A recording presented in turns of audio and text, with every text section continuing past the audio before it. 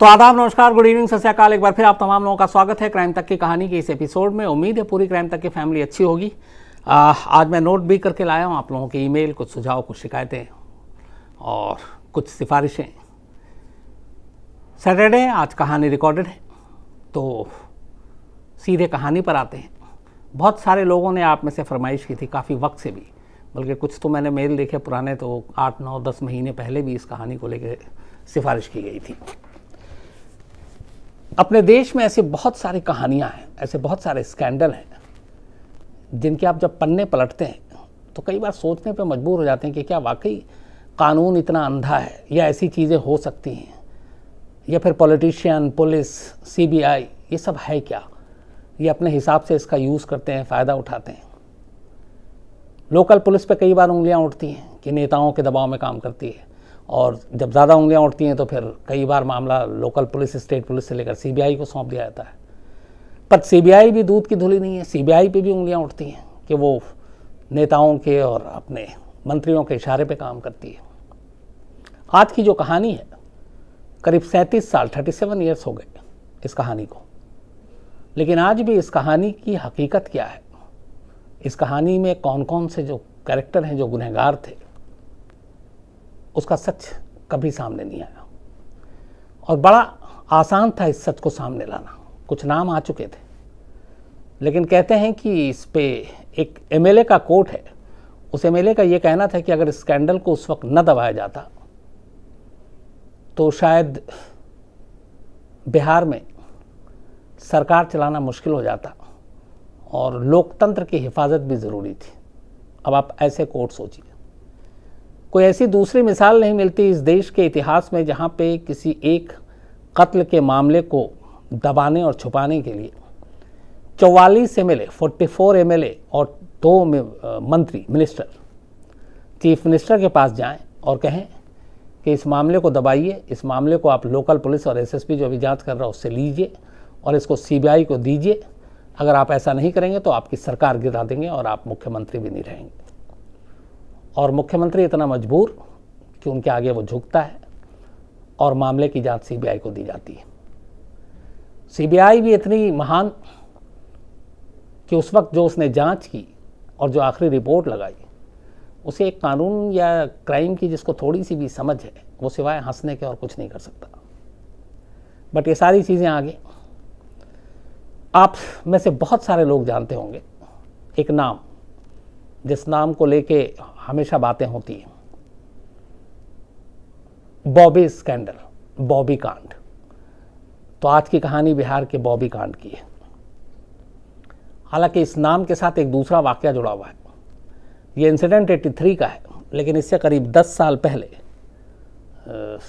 73 में, शायद 73 या 77 में, 73 में ही ठीक, राज कपूर की एक फिल्म आई थी जो कहते हैं कि मेरा नाम जोकर जिस तरीके से हिट होनी चाहिए थी पर्दे पे, शायद उस वक्त पहली बार में हिट नहीं हुई। तो राज कपूर बड़े दुखी थे और फिर उन्होंने कहा कि कुछ एक कॉमर्शियल ऐसी फिल्म बनाते हैं जो बॉक्स ऑफिस पर कमाल कर सके। और तब उन्होंने अपने बेटे ऋषि कपूर को लॉन्च किया था। फिल्म थी बॉबी, जिसमें ऋषि कपूर और डिम्पल कपाड़िया, इन दोनों का डेब्यू था। और इस फिल्म में लक्ष्मीकांत प्यारेलाल ने म्यूज़िक दिया था और उस म्यूज़िक ने उस वक्त एक तरह से पूरे देश में कोहराम मचा दिया था। सुपर डुपर हिट फिल्म थी। 73 में रिलीज इस फिल्म में करीब 30 करोड़ रुपए कमाए थे बॉक्स ऑफिस पर। 73 में 30 करोड़ बहुत मायने रखता है। तो इस फिल्म की मकबूलियत इतनी, पॉपुलैरिटी इतनी थी कि पटना में एक महिला जिसका असली नाम श्वेता निशा त्रिवेदी था, कुछ लोग प्यार से उसे बेबी कहते थे, लेकिन बॉबी के रिलीज़ के बाद उसका नाम बदलकर बॉबी कर दिया गया। और ये शायद नाम मीडिया का ही क्रिएशन था, मीडिया ने दिया था इस स्कैंडल के बाद। पटना में 11 मई 1983 2 न्यूज़पेपर, एक आज और एक प्रदीप, इन दोनों अखबारों में उस दिन फ्रंट पेज पे एक स्टोरी छपती है। खबर ये थी कि बॉबी, जो निक नेम है, श्वेता निशा त्रिवेदी की हत्या कर दी गई है और लाश को कहीं दफना दिया गया। अब आज एक बड़ा अखबार प्रदीप भी बड़ा अखबार, और दोनों के फ्रंट पेज पे ये स्टोरी, और इस मौत की कहीं कोई जानकारी नहीं, न पुलिस में कोई रिकॉर्ड, न कहीं पे कोई एफआईआर। लेकिन उसके बावजूद भी रिस्क लेते हुए इन दोनों अखबारों ने बिना किसी फर्स्ट इन्फॉर्मेशन के, बिना किसी और उसके अपने सोर्स के बिहाफ पे फ्रंट पेज पे ये स्टोरी छाप दी। खबर छपते ही कोहराम मच गया, इसलिए कि पटना में उस वक्त सत्ता के गलियारे में जितने लोग थे वो सब जानते थे कि श्वेता निशा त्रिवेदी क्या है। वो बेहद पॉपुलर थी, बहुत मशहूर थी, ख़ासतौर पर सचिवालय में, और उसकी एक वजह थी दो। एक, जो श्वेता थी यानी कि एलियस बेबी, बॉबी, 3 नाम, ये उस वक्त बिहार में जो एक विधानसभा होता है और एक विधान परिषद होता है, जैसे लोकसभा और राज्यसभा, तो उस वक्त विधान परिषद की जो चेयरपर्सन थी बिहार में, बल्कि एक्स राजेश्वरी सरोज दास, कांग्रेस की एक दिग्गज नेता थी, बड़ी नेता थी, और विधान परिषद में चेयरपर्सन हुआ करती थी। उनकी गोद ली हुई बेटी थी श्वेता निशा त्रिवेदी यानी कि बॉबी, तो उन्होंने गोद लिया हुआ था, और ये बाकायदा उस वक्त उन्हीं के सरकारी पटना में जो सरकारी आवास मिला हुआ था, सरकारी घर राजेश्वरी सरोज जी को, तो उनके सरकारी बंगले में रहती थी। बाद में वो चूँकि चेयरपर्सन नहीं रही, लेकिन श्वेता निशा को नौकरी मिल गई थी विधानसभा में ही, और वो वहाँ पे विधान सचिवालय में एक टाइपिस्ट के हैसियत से नौकरी करती थी। अब विधानसभा, विधान परिषद, सिर्फ नेताओं का वहाँ आना जाना हर वक्त, और वहाँ पे श्वेता एक बेहद खूबसूरत महिला, और उनकी खूबसूरती के उस वक्त बहुत चर्चे थे। बॉबी फिल्म ने उनको एक अलग नाम भी दिया। हालांकि उनका ये था कि पहले एक शादी हुई, फिर डिवोर्स हो गया था, लेकिन पॉलिटिकल बैकग्राउंड से एक बड़ी नेता की गोद ली हुई बेटी और विधान परिषद में नौकरी टाइपिस्ट की, और उनका मिलना जुलना, उठना बैठना तमाम बड़े नेताओं से। उस वक्त बिहार में कांग्रेस की सरकार थी। डॉक्टर जगन्नाथ मिश्रा कांग्रेस के नेता और उस वक्त बिहार के मुख्यमंत्री हुआ करते थे। 1983 में इस मई से कुछ महीने पहले ही करीब तक पटना में लॉ एंड ऑर्डर बहुत बुरा था, कानून व्यवस्था ठीक नहीं थी, क्राइम बढ़ रहा था, छीना झपटी ये सब कुछ चल रहा था। तो इस वक्त के एक तेज तर्रार आईपीएस अफसर किशोर कुणाल को पटना का एसएसपी बनाया गया। किशोर कुणाल जो थे वो सिर्फ महीना भर हुआ था उन्हें पटना में एसएसपी का चार्ज लिए हुए। एक दबंग आईपीएस अफसर, एक नया जोश कुछ करने के लिए, समाज के लिए, और ईमानदारी की बातें ये थी कि किशोर कुणाल के लिए मशहूर था कि दबाव में काम नहीं करते, नेताओं की भी नहीं सुनते। तो इत्तेफाक कहिए या नेताओं की बदकिस्मती कहिए कि जब बॉबी कांड हुआ उससे सिर्फ 1 महीने पहले किशोर कुणाल पटना के एसएसपी बने। 11 मई 1983 को 2 अखबारों में यह खबर छपी कि विधानसभा में वहाँ पे एक टाइपिस्ट के तौर पे काम करने वाली एक क्लर्क, और जो एक बड़े कांग्रेसी नेता की गोद ली हुई बेटी, उसकी रहस्यमय हालत में मौत हो गई और उसकी लाश को दफना दिया गया। इस खबर पे किशोर कुणाल जो पटना के एसएसपी थे उनकी भी नज़र पड़ी। जब उन्होंने खबर पढ़ी तो उन्हें लगा कि यह खबर बड़ी है, चेक किया, फिर उनके अपने कुछ सोर्सेस थे, उस सोर्सेस को क्रॉस चेक किया, और फिर उन्होंने अपने पुलिस को आदेश दिया कि इस मामले में एक एफआईआर दर्ज करो। इसके बाद पुलिस ने खुद ही संज्ञान लेते हुए, कोई कंप्लेनेंट आगे नहीं आया, मामला दर्ज करते हैं और उसके बाद जांच शुरू होती है। पता चलता है कि श्वेता को एक कब्रिस्तान में दफना दिया गया। उसकी वजह यह बताई जाती है कि श्वेता क्रिश्चियन थी, इसलिए उसे दफनाया गया था। तो शुरुआती जब पूछताछ होती है उनकी मां से, जो कांग्रेस की बड़ी नेता थी, राजेश्वरी सरोज दास, तो पता चला कि 8 मई की सुबह ही श्वेता की मौत हुई थी, और 8 मई की सुबह मौत के बाद उन्हें फौरन ले जाकर कब्रिस्तान में दफना दिया गया। किसी को कोई बात कुछ नहीं बताई गई। मौत के 2 सर्टिफिकेट आए। कमाल ये था, और यहीं से शुरू होती है कहानी। 2 डॉक्टरों ने श्वेता यानी कि बॉबी की मौत की वजह की पोस्टमार्टम रिपोर्ट थी। एक डॉक्टर ने कहा कि ज़्यादा खून बहने की वजह से हेमोरेज इसकी वजह से मौत हुई है। दूसरे पोस्टमार्टम रिपोर्ट में दूसरा डॉक्टर जो है रीज़न लिख रहा है, उसमें कहता है कि हार्ट अटैक से मौत हुई। अब एक मरने वाली, उसके 2 पोस्टमार्टम रिपोर्ट और 2 वजह, एक रक्तस्राव से मौत और दूसरा हार्ट अटैक से। यहीं पे शक काफ़ी था पैदा करने के लिए। इस रिपोर्ट के हाथ आते ही किशोर कुणाल ने फौरन फैसला किया कि कब्र से वो लाश को निकलवाएंगे। इसके बाद वो ज़रूरी इजाज़त लेते हैं, कब्रिस्तान पहुंचते हैं। बॉबी की लाश को कब्र खोद कर बाहर निकाली जाती है। बाहर निकालने के बाद फॉरेंसिक एक्सपर्ट्स को बुलाया जाता है, उनसे जांच होती है। विसरा जो है वो रख ली गई थी हॉस्पिटल में पोस्टमार्टम के दौरान, क्योंकि ऐसे मौत में रखा जाता है।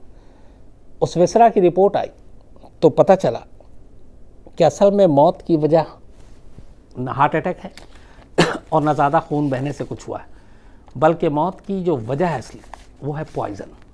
यानी बॉबी न सिर्फ दिल का दौरा पड़ने से उसकी मौत नहीं हुई थी और ना ही ज़्यादा खून बहने की वजह से बॉबी की मौत हुई थी, बल्कि विसरा रिपोर्ट ये खुलासा कर रही थी कि बॉबी की मौत जहर देकर हुई और वो जहर का नाम था मिलाथियोन। विसरा रिपोर्ट से ये पता चला। अब जब ये चीज़ सामने आई तो फिर एसएसपी किशोर कुणाल को लगा कि ये पूरा मामला कत्ल का है। लेकिन हैरानी इस बात की थी कि किसी ने भी कोई रिपोर्ट नहीं लिखा है, यहाँ तक कि बॉबी की माँ ने भी नहीं। अब एसएसपी किशोर कुणाल ने अपनी तफ्तीश शुरू करने का फैसला किया। बहुत सारी चीज़ें उन्हें भी मालूम थी बॉबी के बारे में और उन्हें लगा कि यह मामला बड़ा है। इसके बाद जब जांच की गई तो कई चीज़ें सामने आई। पता चला कि बॉबी चूंकि सरकारी बंगले में रहती थी और उसी बंगले में एक आउट हाउस था। उस आउट हाउस के कुछ 2 लोगों से पुलिस ने पूछताछ की अपनी टीम को बुलाकर, और उन दोनों लोगों ने जो बताया वो कहानी ये थी कि 7 मई को शाम के करीब, उस वक्त कांग्रेस के एक दिग्गज नेता हुआ करते थे बिहार में, राधा नंदन झा, उनका बेटा रघुवर झा, ये पहुंचता है आउट हाउस में यानी बॉबी के घर, और बॉबी से मिलने के लिए, और अपने साथ वो कुछ लेकर आया था। इसके कुछ देर के बाद, करीब रात होते होते, बॉबी को पटना के ही IGIMS हॉस्पिटल ले जाया जाता है, और वो भी एक MLA की गाड़ी में। और उसी हॉस्पिटल में सुबह 4 बजे के आसपास, 8 तारीख की सुबह 4 बजे, 8 मई 1983, बॉबी दम तोड़ देती है। आनन फानन में उसके पोस्टमार्टम रिपोर्ट बनवाए जाते हैं और गुपचुप तरीके से उसे ले जाकर कदम कुआं कब्रिस्तान में दफना दिया जाता है, ये कहते हुए कि वो चूंकि क्रिश्चियन थी। 3 दिन तक दुनिया को बॉबी की मौत की भनक तक नहीं लगती, ये खबर कहीं लीक नहीं होती। वो तो 11 मई को पहली बार पटना के 2 अखबार जब बॉबी की मौत का खुलासा करते हैं तब सबको पता चलता है, जिसके बाद खुद बिहार पुलिस संज्ञान लेती, पटना पुलिस, और जांच करती है। अब इसके बाद पुलिस ने अपनी जांच शुरू की तो आउट हाउस के 2 लोगों जो थे उनको उठा लिया, हिरासत में लिया, उससे पूछताछ की। 164 के तहत उसका बयान भी दर्ज कर लिया कि बाद में ये मुकर ना जाए। और फिर इधर प्रेशर पड़ना शुरू हो गया, क्योंकि नेताओं को ये पता चल चुका था कि बॉबी कांड की जांच किशोर कुणाल कर रहे हैं और वो किसी के दबाव में नहीं आएंगे। 2 लोग आउट हाउस से गए, पुलिस ने भी एक प्लान के तहत उनको 164 के तहत सारा बयान लिया, पर वो कत्ल में शामिल नहीं थे, उन्हें छोड़ा गया, वापस आए। अब एक एक कर सारे नेता जिनका दिल धक धक हो रहा था कि इन दोनों ने पता नहीं क्या क्या बताया, आउट हाउस में कौन आता था, कौन नहीं आता था, कब किससे, बॉबी से कौन कौन मिलता था, तो उन सब की जान आफत में आ गई। एक बहुत बड़ा नेता का वर्ग उस वक्त के बॉबी का मिलना जुलना था।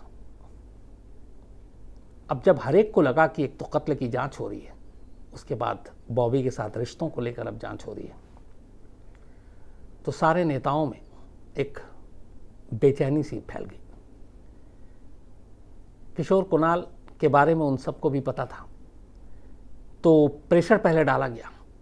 डॉक्टर जगन्नाथ मिश्रा उस वक्त मुख्यमंत्री थे। इस दबाव के बाद उन्होंने किशोर कुणाल एसएसपी को अपने पास बुलाया और बोला कि इस मामले में क्या है।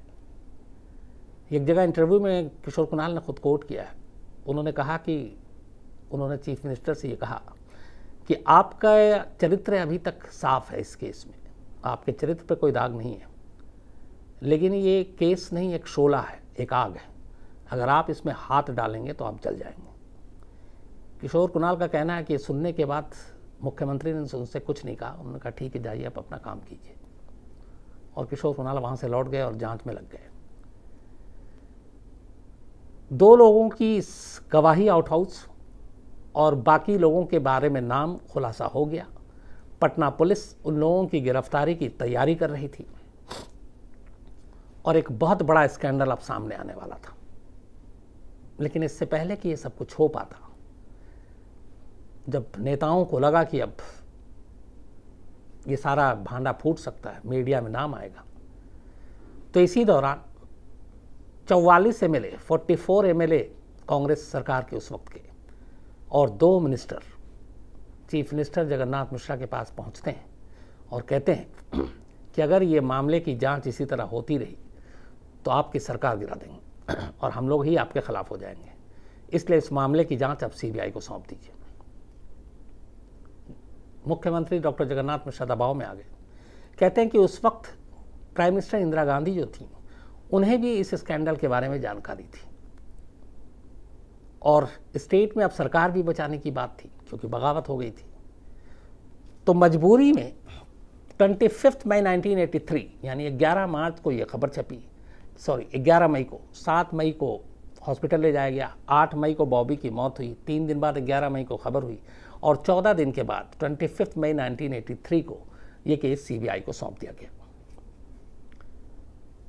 किशोर कुणाल तब लगभग जो इसके गुनहगार थे उसको गिरफ्तार करने के बिल्कुल करीब थे।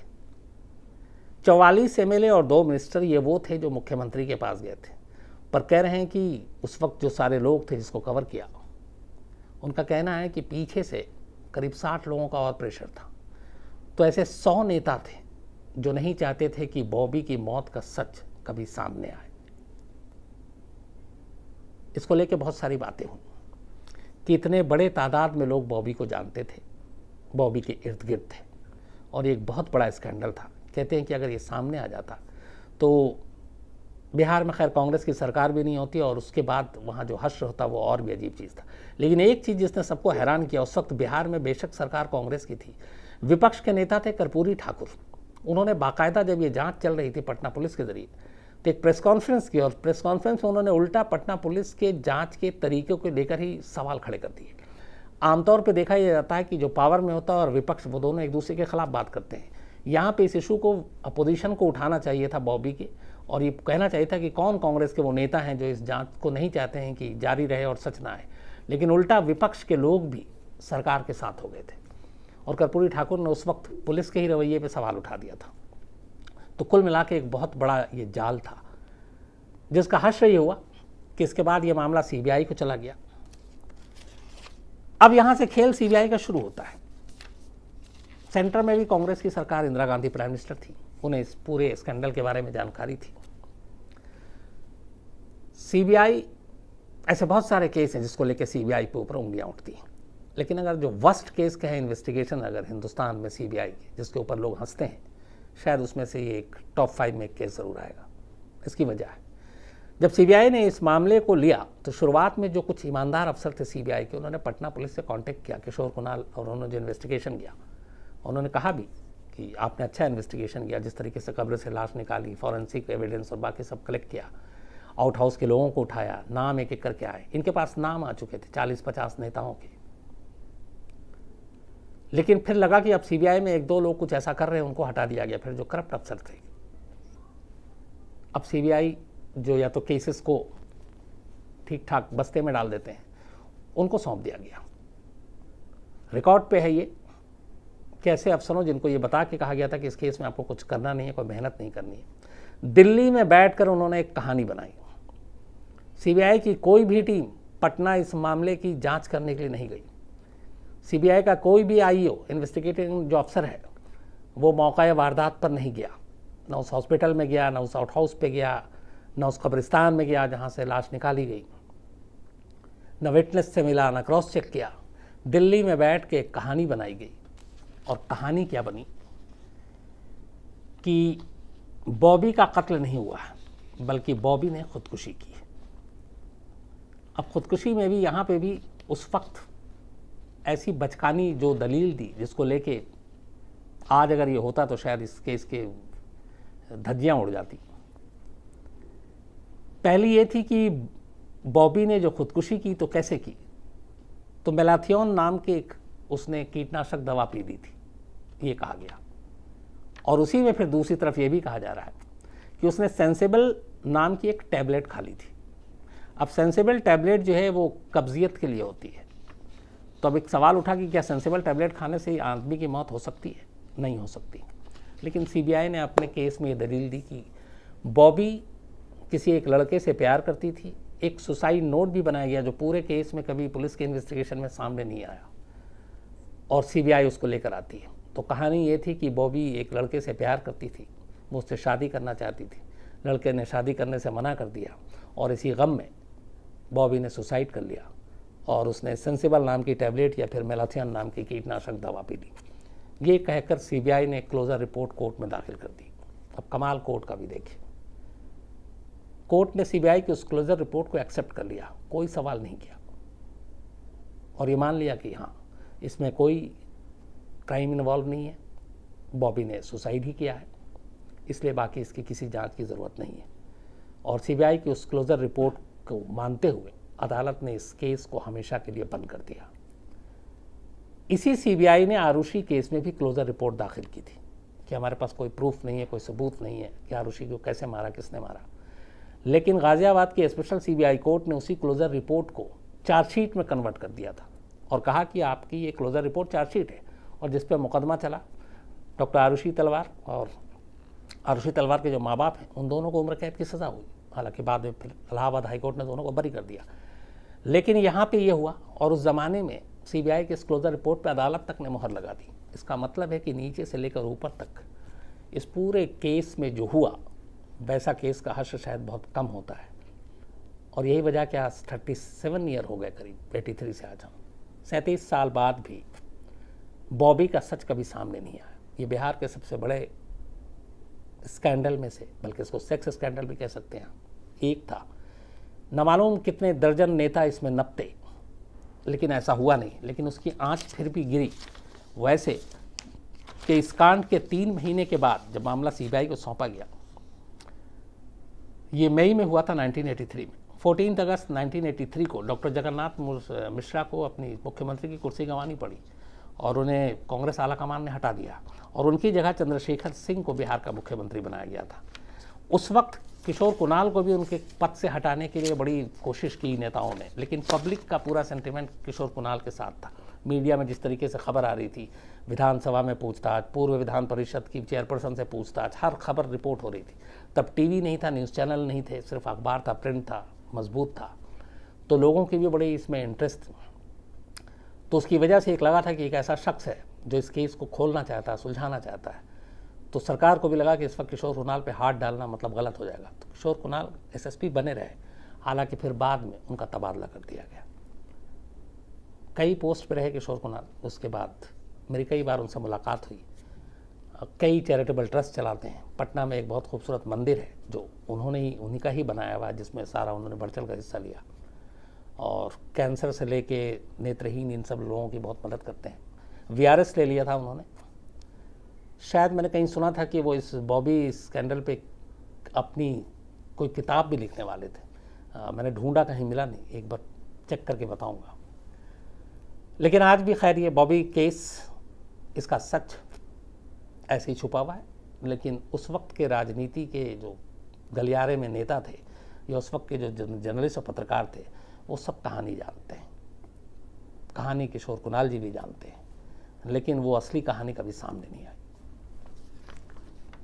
किसी दिन मौका मिला और अगर तैयार हुए तो मैं कोशिश करूंगा उनके ज़रिए इस कहानी का पूरा सच आप तक पहुंचा सकूं। लेकिन आज की तारीख में ये है कि कानूनी दस्तावेज़ों में बॉबी की मौत का सच क्या है ये नहीं मालूम। जिसे पटना पुलिस ने मर्डर बताया, सीबीआई ने उसको आत्महत्या बताकर केस क्लोज कर दिया। तो आज कहानी में इतना ही। अब आप में से कई लोगों के कुछ मेल लेकर आया हूँ। रजनी वर्मा जी हैं और राहुल, ये दोनों पति पत्नी। अच्छा लगा, दोनों क्राइम तक देखते हैं, टेक्सास में बैठकर कहानियाँ सुनते हैं, तारीफ भी लिखी है। और इनकी शिकायत है रजनी जी की, बहुत दिन हो गए यूपी की कोई स्टोरी आपने नहीं सुनाई है, तो कोशिश करता हूँ मैं रजनी जी जल्दी यूपी की कोई स्टोरी निकालूँ। ज्योति मेघा है, ये भी नाराज़ हैं, इन्होंने कहा कि आप मेल का जवाब नहीं देते। सुनैना गैंगरेप की कब से कहानी कह रही हूँ, आपने वादा किया था। ज्योति मैं जल्दी सुनाऊँगा, वादा है, बस थोड़ा सा और वक्त दे दीजिए। इसके अलावा मस्ताक अब्दुल मोस्ती हैं, ये असम होजाई लंका से हैं, इन्होंने कहा था बाकायदा मेरा पूरा पता बताए। सौरभ दास हैं और ये बरसात मर्डर केस सुनना चाहते हैं, शायद वेस्ट बंगाल से ही। इसके अलावा सांवरा मेनारिया हैं, इनका कहना कहानी में अगर आप तस्वीरें भी लगाएं तो अच्छा होता है, क्योंकि कई बार थोड़ा मुश्किल हो जाता है एडिटिंग और बाकी और वक्त, तो इसलिए, लेकिन कभी कभी कोशिश भी होती है कि लगा दें। विजय प्रकाश मिश्रा हैं, मनीष कुमार हैं, इसके अलावा रोनिता राय चौधरी हैं, और रोनिता राय चौधरी ने ये कि कुछ शिकायत इन्होंने भी की थी। हाँ, इन्होंने एक अच्छी चीज़ बताई, और बहुत सारे मेरे क्राइम तक फैमिली के मेंबर ने इशारा किया कि मैंने कल कहानी में गलती की थी, और वो ये था कि मैंने खालिदा ज़िया, जो बांग्लादेश की प्राइम मिनिस्टर रही, ज़ियाउर रहमान की वो पत्नी थी, ना कि बेटी, और मैंने शायद बेटी कह दिया था। थैंक यू वेरी मच, और सॉरी कि मैंने गलत बताया, शायद मैं कहीं कंफ्यूज हो गया था। लेकिन आप लोगों ने, और इससे ये भी पता चलता है कि क्राइम तक की फैमिली बहुत ही अलर्ट है। जब जब गलती करता हूँ आप लोग फ़ौरन पकड़ लेते हैं। काश क्लास में मेरे टीचर भी ऐसी गलतियाँ पकड़ते हैं। सौरभ शर्मा है, यूपीएससी का एग्ज़ाम देना है, आईएएस बनना है, मेरी तमाम शुभकामनाएं आपके लिए। और इनका एक सवाल भी था कि मीडिया हमेशा क्वेश्चन आजकल पावर सेंटर से क्यों क्यों नहीं करती है, अपोजिशन से ही क्यों करती है। मैं आपसे पूरी तरह एग्री करता हूँ। मीडिया का काम है जो सत्ता में उससे सीधे सवाल पूछना। आजकल थोड़ा सा ये ऐसा हो नहीं रहा है, सत्ता से सीधे सवाल शायद नहीं पूछे जा रहे हैं, और जिनके हाथ में कुछ नहीं है उनसे ज़्यादा सवाल पूछे जा रहे हैं। ऐसा होना नहीं चाहिए। तो मैं सौरभ तुम्हारी सोच से सहमत हूँ। मैं चाहता हूँ तुम आईएएस अफसर बनो और ये सारी चीज़ें भी देखो। निशा मालवीय हैं, ये राजीव दीक्षित की कहानी इन्होंने सुनी थी। उन्होंने कहा था कि आप शायद उस वक्त पता नहीं किसी दबाव में थे, इसलिए आपने, मुझे समझ में नहीं आया जो फैक्ट था उस वक्त, निशा मैंने वही सुनाया। दबाव में तो खैर नहीं था, ईमानदारी से। और साथ में इन्होंने ये भी कहा है कि इनके पिता की एक कहानी सुनाई है पहले, गुजरात में उस वक्त दंगे के दौरान और तलवार से रिलेटेड। तो हमारे उस वक्त रिपोर्टर हुआ करते थे, आपने दीपक लिखा, पूरा नाम दीपक चौरसिया, तो इनके फादर का इंटरव्यू किया था और कुछ चीज़ें क्लियर की थी। मैं कोशिश करूँगा निशा वो विजुअल जो है वो इस पैकेज, वो स्टोरी अगर लाइब्रेरी में मिला तो मैं ज़रूर आपको फिर मेल पे भेजूँगा। रवि कुमार गुप्ता है, ये आईएएस गौतम गोस्वामी की कहानी सुनना चाहते हैं, साथ में नेपाल नरेश ज्ञानेंद्र की भी। सुदीप्तो अमित हैं और ये बांग्लादेश की कोई स्टोरी सुनना चाहते हैं। सुजमन अमन है, इन्होंने भी कल की गलती की तरफ ध्यान दिलाया कि खालिदा ज़िया वाइफ हैं। थैंक यू वेरी मच सुजमन साहब। इसके अलावा चायोन घोष हैं, इन्होंने भी गलती की तरफ ध्यान दिलाया। थैंक यू चायोन घोष साहब। खालिदा ज़िया ज़ियाउर रहमान की पत्नी हैं।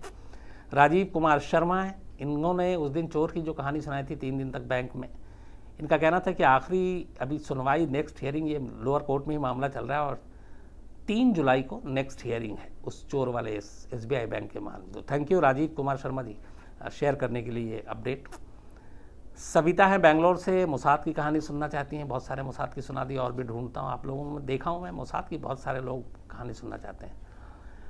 अमृता सिन्हा हैं और इन्होंने लिखा इनकी फैमिली लॉकडाउन में फंसी हुई थी रांची में, वहाँ से लौट आई, अब ये खुश हैं।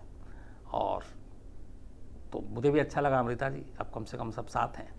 इनका कहना है कि हर दिन कहानी के साथ अगर उस दिन इतिहास में कोई ख़ास दिन है, उस दिन की अहमियत, जैसे सपोज़ आज की, तो वो भी अगर आप बताएं तो बेहतर होगा। मैं कोशिश करता हूँ। इसके अलावा अंकज कुमार हैं, पूजा शुक्ला हैं, और पूजा शुक्ला ने LLB फर्स्ट ईयर अच्छे नंबरों से पास की, और इनकी भी कहानी बहुत ही इंस्पायर करने वाली है। दाहो पाकुर हैं और इन्होंने भी ध्यान दिलाया कि खालिदा ज़िया पत्नी है।